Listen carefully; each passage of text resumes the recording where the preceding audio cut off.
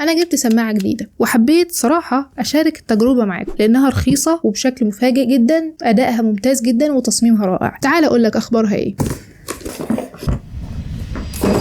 مبدئيا كده السماعة من جيجا ماكس بلس، اسمها او الموديل بتاعها Q6، وكنت جبت قبل كده سماعة موديل بتاعها Q3 ولكن بدلت انا واخويا بين السماعات. الحقيقة ان اول حاجة الملاحظات المبدئية، التصميم بتاعها متين جدا، وكمان المخدات او الاسفنجات دي على حسب ما الناس بتسميها مريحة قوي، بحيث انها بتضغطش على وداني فترة طويلة وانا بستخدم السماعة في المونتاج تحديدا، لان ده بياخد وقت طويل. تاني حاجة المايك اللي اداؤه ممتاز جدا في حال كنت بتلعب او بتاع جيمنج، واصلا هي السماعه دي لكده لمحبين الجيمنج. معاك سلك طويل جدا جدا جدا بالشكل ده، وطبعا معاك 3 مداخل، واحده للمايك وواحده للاضاءه الRGB وتانية للصوت. صح كده؟ خلصنا كلام عن التصميم، واخر حاجه هنقولها ان في ماسكه للراس كده بتشبه الجلد، ولكن هي شبيهه جدا بالجلد، ما اعتقدش ان دي جلد 100%، مع بلاستيك مقوى موجود فوق كده عشان يظبط وزن السماعه. مش تقيل خالص، خفيفة جدا، فانت مش هتحس ان في حمل كبير على ودانك. موجود ورا ودنك الشمال بكرة التحكم في الصوت لرفع وخفض الصوت، مفيش اي وسائل تحكم تانية سواء تكتم المايك او تشغله او اي حاجة. خليني اقول لك الحاجات اللي عجبتني في السماعة دي. رقم 1، تجربة الصوت ممتازة جدا، صوت مجسم، صوت واضح، البيز مظبوط، كل حاجة فيه زي الفل. تاني حاجة، عندك تجربة ممتازة جدا بتجربة